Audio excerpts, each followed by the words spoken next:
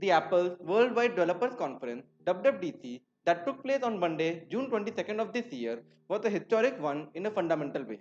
Today is going to be a truly historic day for the Mac because today is the day we're announcing that the Mac is transitioning to our own Apple Silicon. Tim Cook finally, after years of speculation, announced the shift of Apple Mac from Intel chip to chips of its own. Do note that neither Tim Cook nor do I mention ARM as the chipset here.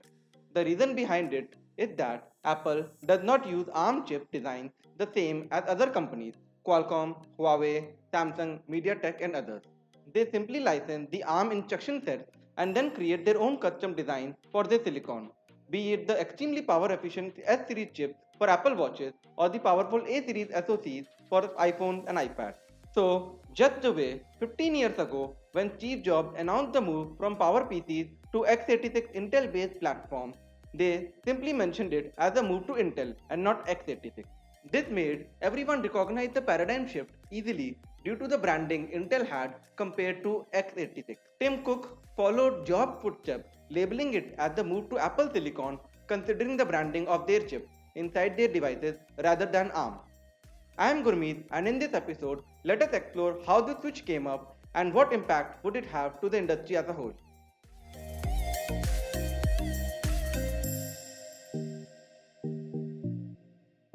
Tim Cook has announced a timeline for the Apple Silicon transition in a 2-year period. Starting now, developers have the option to obtain a Mac Mini with the A12Z Bionic chip combined with 16 gigs of RAM, which would help them redevelop or recompile their application and software for them to be ready once the first consumer device running on Apple Silicon hits the market, which has been announced to be by the end of this year itself. Most probably, the new device could be an iPad like ultra light MacBook, like the now discontinued 12-inch Retina MacBook, and a hope that it could be a MacBook Pro or an iMac as an homage to the previous PowerPC to Intel transition. Tim Cook did mention that Apple still has some new Intel based Mac in its pipeline, and Apple would continue to release versions of macOS beyond the currently released Big Sur and would support the Intel platform for years to come. This could be seen in the way the new iMacs were just released, which were just the 10th gen refreshes of the iMacs. Considering that the move from PowerPCs to Intel was announced in 2005, the last OS X to release for PowerPC was released in 2007. PowerPC Mac then reached vintage status in 2011, 6 years into the announcement, and finally it was given an obsolete status with no support in 2013. 8 years that the platform was continued to be supported after the shift. A similar sort of support structure is to be expected for the current and upcoming Intel based Mac. A decade and a half ago, when Steve Jobs explained the PowerPC to Intel transition, it all came down to this. Apple wanted to make Mac that they could not simply make using what they had available from PowerPC, nor did PowerPC have that sort of technology or finesse in their roadmap. With the Intel to Apple Silicon transition, the reason behind it is the same. There are Macs Apple wants to develop but simply cannot because of the current state of Intel Silicon and the roadmap of Intel. A big part of the same is performance efficiency, which is measured in the form of performance per watt. The faster a chip goes, the more power it consumes and thus the more heat it releases. What that means is that the speed of the chip is curtailed by the power and the heat in specific enclosures like the laptop or iMac size spaces. Back then, compared to PowerPC, Intel was blowing out of the park when it came to performance per watt. But right now, it is massively behind schedule.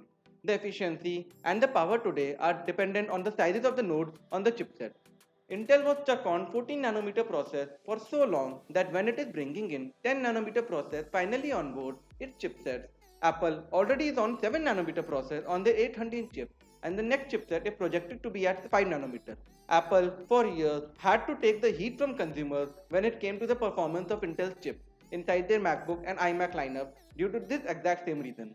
Considering that iPad Pro has even tighter space constraints and still the A12Z Bionic chip inside literally blows the MacBook Core i5 and i7 chip out when it comes to its blazing fast performance is a testament to the prowess of Apple when it comes to its silicon, and it makes it obvious for Apple to finally ditch Intel in favor of its own silicon. Apple has managed to ship a new A series processor for their iPhone every year right on schedule for the last decade. It went 64-bit before the competition added secure enclave switched to custom GPUs, added neural engines, custom controllers, and created even more graphically powerful variant for iPad. This is the difference that the independence in creating your own roadmap makes over the dependency on Intel that kept Mac lagging behind their own iPhone and iPad lineup. An analogy that makes the perfect sense while explaining this is that a bakery makes fresh bread every day. Not because people shop every day, but because any day you decide to shop, you would want that bread to be fresh. Intel has not managed to ensure Mac customers to get the best processors every year. Compare that to the growth Apple has made in its own silicon prowess with tiny 10-core audio processors for AirPods to industry-lapping A12Z and A13 processors. Apart from that, Intel has not managed to support things like 5K displays, Touch IDs, and H.265 encoding, and Apple had to create custom chips to work in tandem with Intel chips to make all of this work. A big part of this comes with the fact that when Apple is developing the processors, the customer for the same is Apple itself. Compare that to Intel and Qualcomm, where the customers are other device manufacturers. They have to support multiple customers, and with every customer having different needs, it becomes heavily expensive. That is one of the main reasons we can see Qualcomm has literally not been able to make watch chips, and it has taken a while for AMD to be able to fund GPUs that are competitive with Nvidia again.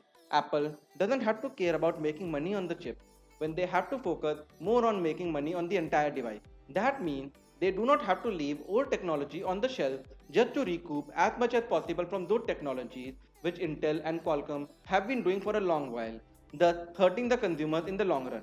Seeing the performance that the A series have brought to the iPhone and iPad lineup, it wouldn't be hard to think of SoCs designed for the new Mac to have better embedded graphics, secure enclaves, neural core, machine learning accelerators, cryptographic accelerators, audio cores, image signal processors, unified memory, display controllers, and Apple's secret sauce for a long time, performance controllers. Since now there would be no need for separate T2 chips on Macs anymore, nor would there be a need to pay Intel and overhead.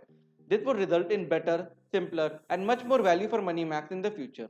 The performance already seems to be pretty well optimized considering the demos Craig Federighi and his team showed in WWDC.